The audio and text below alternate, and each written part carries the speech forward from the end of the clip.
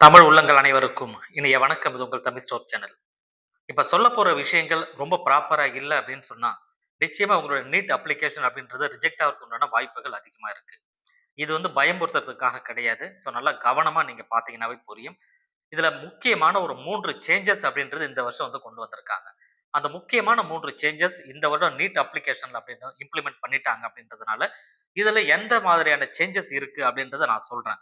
But இது நெறைய பேர் அப்ளை பண்ணியிருப்பீங்க. இதுவரைக்கும் நெறைய பேர் அப்ளை பண்ணிட்டீங்க. என்ட்டயுமே தகவல் சொல்லியிருக்கீங்க. நீங்க கரெக்ட்டா செஞ்சிருந்தீங்கன்னா ரொம்ப சந்தோஷம். பட் இதுக்கப்புறம் அப்ளை பண்ண போறவங்க மார்ச் 8 வரைக்கும் நமக்கு டைம் இருக்கு. இதுக்கப்புறம் அப்ளை பண்ண போற மாணவர்களுமே இந்த விஷயத்த ரொம்ப கவனமா நீங்க இருக்கணும்.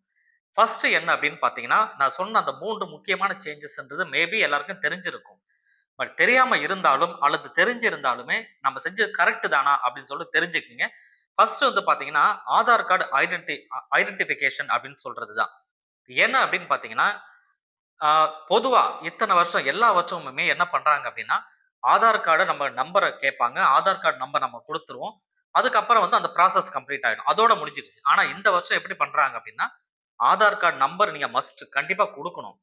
இன்கேஸ் அதுல ஆப்ஷன் இருக்கு தான். ஆதார் கார்டு இல்ல அப்டின்னா, நான் ஐடென்டிட்டி ப்ரூஃபா நான் பான் கார்டு குடுக்குறேன். அல்லது வேற ஏதாவது டிரைவிங் லைசென்ஸ் கூட என்ட்ட இருக்கு. நான் அத குடுத்துக்கிறேன். அப்படின்னு சொன்னாலுமே, ஃபோட்டோ ஒட்டுன ஒரு ஐடி ப்ரூஃப் அப்படின்றத நீங்க எத வேணா குடுக்கலாம். ஆனா, ஆதார் நீங்க குடுக்காத பட்சத்துல எங்க போய் இது சிக்கல்ல வரும் அப்படின்னு பார்த்தீங்கன்னா, நீங்க உங்களுடைய எக்ஸாம் சென்டருக்கு உள்ள போறீங்க இல்லையா? அங்க ஒரு 1 ஹவர் முன்னாடியே நீங்க போற மாரி இருக்கும். அங்க போனீங்கன்னா, உங்க ஆதார் கார்டு ஒரிஜினல் நீங்க எடுத்துட்டு போணும். அங்க போயிட்டு அந்த இடத்துல உங்களுக்கு அந்த ஆதார் கார்டு நம்பர குடுத்து வெரிஃபிகேஷன் பண்ணுவாங்க.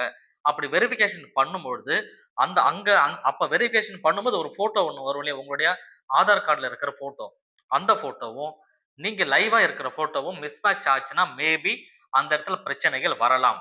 ஃபர்ஸ்ட் நல்லா ஞாபகம் வச்சுக்கோங்க. அதனால தான் நான் என்ன சொல்றேன் அப்படின்னா, அப்ளிகேஷன் ஃபில் பண்ணும்பொழுதே உங்களோட ஆதார் நம்பர குடுத்து, ஆதார் நம்பர்ல எந்த ஃபோன் நம்பர் அதுல ஜாயின் பண்ணி இருக்கிறாங்க அப்படின்னு பார்த்து, அந்த நம்பருக்கு ஓடிபி வெரிஃபை பண்ணிட்டீங்கன்னா, அப்ளிகேஷன்லயே ஆதார்ல இருக்கிற ஃபோட்டோ ஆனது அப்ளிகேஷன்ல வந்துரும். அந்த மாரி வந்துருச்சு அப்படின்னா, வேலை ரொம்ப ஈஸி ஆயிடும். சரிங்களா? உங்களுக்கு எக்ஸாம் சென்டருக்கு போகும்போது எந்த தொந்தரவும் இருக்காது. டைம் டிலே இல்லாம நீங்க உள்ள போயிடலாம். இது ஒரு விஷயம். அதனால என்னுடைய ரெக்கமெண்டேஷன் என்ன அப்படின்னா, இது கவர்ன்மெண்ட் தான் பண்றாங்களே தவிர பிரைவேட் கிடையாது. தைரியமா உங்களுடைய ஆதார் நம்பர நீங்க குடுக்கலாம். குடுத்துட்டு அந்த அப்ளிகேஷன்ல உங்க ஆதார்ல இருக்கிற ஃபோட்டோ ஏற்கனவே நீங்க அப்டேட் பண்ணி வச்சிருப்பீங்க. லேட்டஸ்ட் ஃபோட்டோ மாத்த சொல்லி ஏற்கனவே நோட்டிஃபிகேஷன் குடுத்திருந்தாங்க. நாமளும் வீடியோ குடுத்திருந்தோம். அதுல பார்த்தீங்கன்னா தெரிஞ்சிருக்கும். அப்ப நீங்க அப்டேட் பண்ணியிருந்தீங்கன்னா, அப்டேட் பண்ண ஃபோட்டோ இங்க வந்துரும். ஆதார் வெரிஃபிகேஷன்ல வந்துரும் உங்களுக்கு. அது சிக்கல் இல்லாம முடிஞ்சிரும். இது ஃபர்ஸ்ட். இல்லன்னா எக்ஸாம் சென்டர்ல பிரச்சனைன்னு சொல்லியிருக்கேன். ஞாபகம் வச்சுக்கோங்க. அடுத்து 2வது மிக முக்கியமான விஷயம் என்னன்னா, இந்த வருஷம் புதுசா இம்ப்ளிமெண்ட் பண்ணுது அப்படின்றது, இந்த லைவ் போட்டோ கேப்சர் அப்படின்னு சொல்ற விஷயம். இந்த லைவ் போட்டோ கேப்சர் அப்படின்றது எதுக்காக இதுவும் குடுத்திருக்காங்கன்னா, எந்த வகையிலும் தவறுகள் நடக்கக்கூடாது அப்படின்றதுக்காக தான் இந்த ஒரு விஷயத்த கொண்டு வந்திருக்காங்க. என்ன பண்றீங்க? அப்ளிகேஷன் ஃபில் அப் பண்றீங்க. எல்லாமே கம்ப்ளீட் பண்ணதுக்கு அப்புறம், போட்டோ செக்ஷன் வரும்பொழுது மட்டும் லைவ் போட்டோ அப்படின்றது நீங்க உங்களோட லேப்டாப்ல ஆன் பண்றீங்க, லேப்டாப்ல ப்ராசஸ் பண்றீங்க அப்படின்னா, லேப்டாப்ல இருக்கிற வெப் கேமரா ஓப்பன் ஆயிட்டு, டைரக்ட்டா நேரா அந்த ஸ்டூடண்ட்ட போட்டோ எடுத்து, அந்த போட்டோவ அப்லோட் பண்ணணும். டைரக்ட்டா. இது லைவ் அப்படின்னு சொல்றது. இதுக்கு முன்னாடிலாம் அந்த மாரிலாம் கிடையாது. ஸ்டூடண்ட் எங்கோ ஒரு மூலையில எங்கேயாவது வெளியில கூட இருப்பாங்க. அவங்க அப்பாவோ, அம்மாவோ போயிட்டு ஆதார் சென்டர்ல எங்கேயாவது உட்கார்ந்து அப்ளிகேஷன் போட்டு கம்ப்ளீட் பண்ணிட்டு வீட்டுக்கு வந்துருவாங்க. இப்ப அப்படி கிடையாது. அந்த ஸ்டூடண்ட் லைவா இங்க இருக்கிறாங்கன்னு காமிக்கணும். சரிங்களா? அதனால ஸ்டூடண்ட் அப்ளிகேஷன் பண்ணும்போது அங்க ஆள் வேணும். அப்ப என்ன பண்றாங்க? இதுக்கு இன்னொரு அடிஷனலா ஒரு ஆப்ஷன் என்னன்னா, சில பேர் வீட்டு டெஸ்க்டாப்ல பண்ணுவீங்க. உங்களுக்கு ஆ நெட் அதாவது வெப் கேம் அப்படின்றது இருக்காது. ஃப்ரண்ட் கேமரா இல்ல அப்படின்னு சொன்னா, கியூஆர் கோட ஸ்கேன் பண்ணி உங்க மொபைல்ல ஃபோட்டோ எடுத்துக்கலாம். கியூஆர் கோட ஸ்கேன் பண்ண உடனே உங்க மொபைல்ல ஓப்பன் ஆயிடும் வெப்சைட். ஓப்பன் ஆனதுக்கு அப்புறம் உங்க மொபைல்ல இருக்கிற ஃப்ரண்ட் கேமரா ஆன் ஆயிட்டு உங்க ஃபேஸ் காமிக்கும். நல்ல கிளீனான ஒரு பேக்கிரவுண்ட் இருக்கணும். நல்ல கிளீனான பேக்கிரவுண்ட். எந்த நாய்ஸ் இருக்கக்கூடாது. எந்த ஒரு லைட்டிங் இருக்கக்கூடாது. முடிஞ்சா ஒயிட் பேக்கிரவுண்ட் இல்ல பிளைன் பேக்கிரவுண்ட் இருந்தா ஓகே. அதுல நல்லா ஸ்ட்ரெய்ட்டா புடிச்சுக்கணும். செல்ஃபி எடுக்கிற மாரி ஸ்டைலா அப்படி ஸ்டைலா திரும்பின்னு கண்ணாடி போட்டுக்கிட்டுலாம் இருக்கக்கூடாது. இது இட்ஸ் நாட் எ செல்ஃபி ரைட்டுங்களா? ஸ்டைல் செல்ஃபி ஒண்ணும் கிடையாது. இது உங்க லைஃப் செல்ஃபி. அதனால இப்படி வச்சுக்கோங்க. வச்சுக்கிட்டு டைரக்ட்டா உங்க ஃபேஸ் நல்லா தெரியிற மாரி கேமராவ பார்த்து நீங்க குடுத்துட்டீங்க அப்படின்னா, ஃபோட்டோ கேப்சர் ஆயிடும். கேப்சர் ஆனதுக்கு அப்புறம் அந்த ஃபோட்டோ அப்லோடுன்னு ஒரு ஆப்ஷன் கீழ வரும். அது அப்லோட் அப்படின்னு சொல்லி நீங்க குடுத்துட்டீங்கன்னா, ஸ்கிரீன்ல பார்த்தீங்கன்னா தெரியும் உங்களுக்கு. அப்லோட் அப்படின்னு சொல்லி குடுத்துட்டீங்க அப்படின்னு சொன்னா, அது ஆட்டோமேட்டிக்கா உங்க டெஸ்க்டாப்புக்கு வந்துரும். அந்த இது வந்து உங்க ஃபோட்டோ அங்க வந்துரும். ஸோ ப்ராசஸ் கம்ப்ளீட் ஆயிடும். சரிங்களா? அதனால ஸ்டூடண்ட் அங்க இருக்கிற மாரி இந்த விஷயங்கள் தவறுகள் நடக்கக்கூடாது. ஒரு ஆளுக்கு பதிலா இன்னொருத்தர் வந்து எழுதக்கூடாது அப்படின்றதுக்காக ஸ்ட்ரிக்ட்டா வந்து ஒரு ரூல்ஸ கொண்டு வந்திருக்காங்க. இது 2வது அப்டேட். சரிங்களா? சரி 3வது என்ன அப்படின்னு பார்த்தீங்கன்னா, 3வது மிக முக்கியமானது அட்ரஸ் ப்ரூஃப் எக்ஸாம் சிட்டீஸ் அப்படின்னு சொல்றது. இந்த address proof exam cities. Exam city நீங்க செலக்ட் பண்ணும்போது 3 சிட்டி நீங்க செலக்ட் பண்ணணும். அது உங்களுக்கு தெரியும்.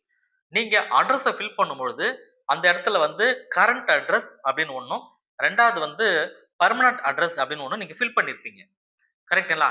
பெர்மனன்ட் அட்ரஸ் அப்படின்றதும், நீங்க இருக்கிற கரண்ட் அட்ரஸ்ன்றதும் 2மே ஒண்ணுன்னா பிரச்சனை கிடையாது. ஒரே ஒரு அட்ரஸ் தான் கணக்கு. இல்ல சில பேர் வந்து பார்த்தீங்கன்னா, அவங்க இருக்கிறது வந்து கரண்ட் அட்ரஸ் வேற ஒரு அட்ரஸா இருக்கும். அவங்களோட பெர்மனன்ட் அட்ரஸ் வேற ஏதா இருக்கும். அப்ப அந்த இடத்துல 2 அட்ரஸுமே நீங்க அட்ரஸ் காலத்துல ஃபில் பண்ணியிருப்பீங்க. பட் பெர்மனன்ட் அட்ரஸ் வேறையும், கரண்ட் அட்ரஸ் வேறையும் நீங்க ஃபில் பண்ணியிருப்பீங்க. அந்த மாரி இருக்கிற பட்சத்துல, நீங்க எக்ஸாம் சிட்டிய செலக்ட் பண்ணும்பொழுது, உதாரணத்துக்கு நான் சொல்றேன். இப்ப வந்து சென்னையில இருக்கிற ஒரு நபர், அவர் வந்து கரண்ட் அட்ரஸ் சென்னை அப்படின்னு சொன்னா, அட்ரஸ் அட்ரஸ் டைப் பண்ற இடத்துல சென்னை அட்ரஸ் குடுத்திருப்பாருன்னா, இங்க எக்ஸாம் சிட்டி காமிக்கிறது உங்களுக்கு சென்னை தான் காமிக்கும். நீங்க வேற ஏதாவது செலக்ட் பண்ணாலும் அங்க எடுத்துக்காது. சரிங்களா? நீங்க எந்த ஏரியாவ அட்ரஸ்ல போட்டிருக்கீங்களோ, அதே அட்ரஸ் இங்க ஏன்னா அங்க ஒரு பின்கோடு குடுத்திருப்பீங்க. சோ அதே பின்கோட தான் இங்க எடுத்துக்கும். அப்ப வந்து இந்த இடத்துல நீங்க மாறுதலா வேற எதுவும் செய்ய முடியாது. அது ஒரு விஷயம். ஏன்னா, நீங்க அட்ரஸ் ப்ரூஃப் வந்து ஒரு இடத்துல குடுத்துருங்க. பெர்மனன்ட் அட்ரஸ் ஒரு இடத்துல இருக்கு. அந்த அட்ரஸ விட்டுட்டு எக்ஸாம் சிட்டிய வேற ஒரு இடத்துக்கு குடுக்குறீங்க. சென்னை தான் பெர்மனன்ட் அட்ரஸ்ன்னு வச்சுப்போம். அங்க அத விட்டுட்டு, சென்னைய விட்டுட்டு நீங்க வேற ஏதாவது ஒரு இடத்துல நீ வந்து நாமக்கல்ல நான் குடுக்குறேன் எக்ஸாம் சிட்டி நாமக்கல்ல செலக்ட் பண்ணீங்கன்னா, அது எடுத்துக்காது. சரிங்களா? அதனால இதுவும் ஒரு அ எந்த தவறும் நடக்கக்கூடாதுன்றதுக்காக செஞ்சிருக்காங்க. அப்ப 1 உங்களோட பெர்மனன்ட் அட்ரஸும், கரண்ட் அட்ரஸ் இந்த 2 அட்ரஸ் மட்டும் தான் அட்ரஸ் ப்ரூஃப்ல நீங்க எக்ஸாம் சிட்டிய செலக்ட் பண்ண முடியும். அந்த ஏரியாவ மட்டும் தான் செலக்ட் பண்ண முடியும்.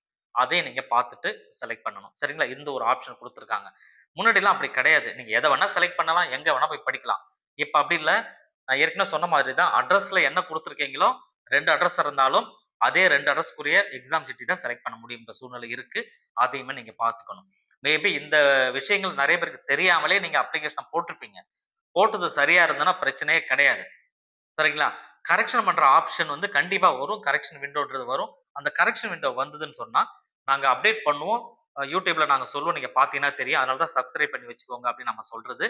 அதுக்கப்புறம் நீங்க அந்த கரெக்ஷன் விண்டோ ஓப்பன் பண்ணி எங்கெல்லாம் தப்பு பண்ணியிருக்கீங்க? அட்ரஸ்ல தப்பா? இல்ல எக்ஸாம் சிட்டிய மாத்தணுமா?